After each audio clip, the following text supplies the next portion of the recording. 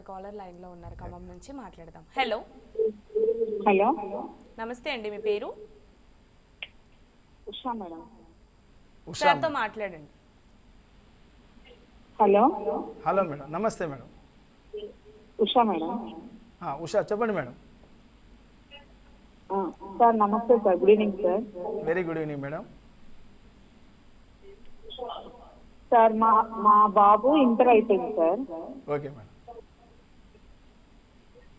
ఉషా గారు TV volume మ్యూట్లో పెట్టి మాట్లాడండి. Okay madam. మా బాబుది ఇంటర్ అయిపోయింది సార్. ఇంటర్లో ఏం కోర్స్ తీసుకున్నాడు మేడం అబ్బాయి? MPC sir, MPC central syllabus.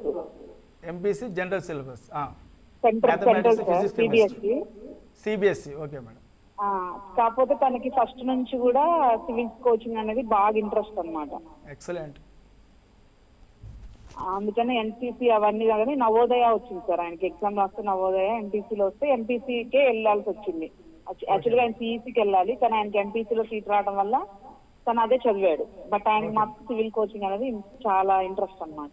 Okay madam. అయితే మేము ఇప్పుడు ఇంజనీరింగ్ కి వెళ్ళకుండా డిగ్రీ ప్లస్ ఐఏఎస్ అకాడమీస్ ఉన్నాయి కదా సార్, అందులో జాయిన్ చేశాము. అది బెటర్ అంటారా సార్? అందరేమో ఇంజనీరింగ్ నుంచి సివిల్స్ కి వెళ్తేనే చాలా బెటర్ అనేసి కొంతమంది చెప్తా ఉన్నారు. కొంచెం కన్ఫ్యూజ్ గా ఉంది సార్ దానికోసం. గుడ్ క్వశ్చన్ ఉషా మేడం, మంచి క్వశ్చన్ చేశారు. అంటే మంచి క్వశ్చన్ అడిగారండి. ఎందుకంటే మీ అబ్బాయి ఇప్పుడు నవోదయాలో చదువుతున్నాడు అంటేనే అబ్బాయికి ఆల్రెడీ ఎన్సీఆర్టీ బుక్స్ మీద కొద్దిగా మంచి అవగాహన వచ్చేస్తుంది. సో మీరు అబ్బాయికి ఇప్పుడు 10th అయిపోయి ఎంపీసీ తీసుకుని, ఎంపీసీ అంటే ఇప్పుడు ఎంపీసీ తీసుకున్న తర్వాత ఇంజనీరింగ్ చేయాలా మళ్ళీ డిగ్రీ చేయాలని కన్ఫ్యూజన్ అవసరం లేదండి. అబ్బాయిని అడగండి.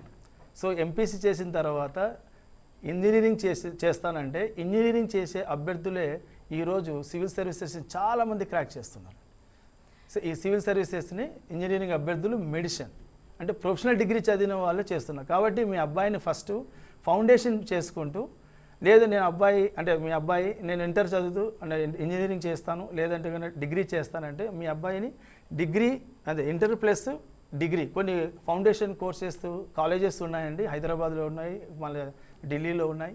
సో మీరు ఏం చేస్తారంటే అబ్బాయిని అక్కడ జాయిన్ చేయించేసి general degree like BCom, BSc లేకుంటే బీఏ హిస్టరీ, ఎకనామిక్స్ ఇలాంటి కూడా పొలిటికల్ సైన్స్ ఇలాంటి చేపిస్తూ సివిల్ సర్వీసెస్ ఫౌండేషన్ ఇచ్చుకుంటూ పోతే మాత్రం అబ్బాయి మీరు అనుకున్నట్లు 21 to 22 ఇయర్స్లోనే ఎర్లీ ఏజ్లోనే ఐఏఎస్ అయ్యే ఛాన్సెస్ ఉంటాయి. ఎందుకంటే అబ్బాయి ఇప్పుడే కలెక్టర్ అవుతాను అంటున్నాడంటే యూ మస్ట్ ఎంకరేజ్ హిమ్. అలాగే సోర్సెస్ని అబ్బాయి క్రియేట్ చేయండి ఇంట్లో. అబ్బాయికి ఆ విధమైన ఒక మనుషులతోనే అంటే వ్యక్తులతోనే కల్పించండి. ఏదో పాజిటివ్ వైబ్స్ ఉన్నప్పుడు ఏమవుతుందంటే పిల్లవాడు 100% crack వచ్చేస్తాడండి civil service.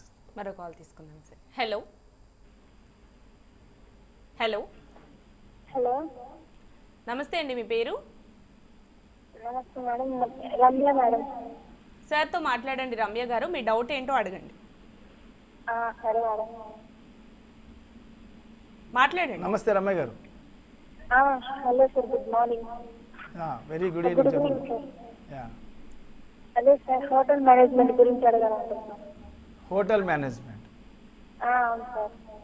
Hotel management ఇప్పుడు ఇది నువ్వు హోటల్ మేనేజ్మెంట్ చేసి సివిల్ సర్వీసెస్కి వస్తావమ్మా? హోటల్ మేనేజ్మెంట్లో బీఎస్సీ, బీబీఏ ఉంటాయి.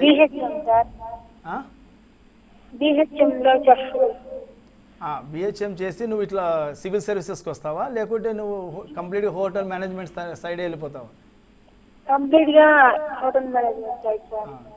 హోటల్ మేనేజ్మెంట్కి నువ్వు సైడ్ వెళ్ళిపోవాలనుకుంటే దానికి సంబంధించిన ఓకేనా ఇన్స్టిట్యూట్స్ హైదరాబాద్లో ఉన్నాయి. ఓకేనా, నువ్వు వచ్చేసి ఏ ఇన్స్టిట్యూట్కి వెళ్ళినా కూడా నువ్వు అది హోటల్ మేనేజ్మెంట్ కోర్స్ నువ్వు చేసుకోవచ్చు.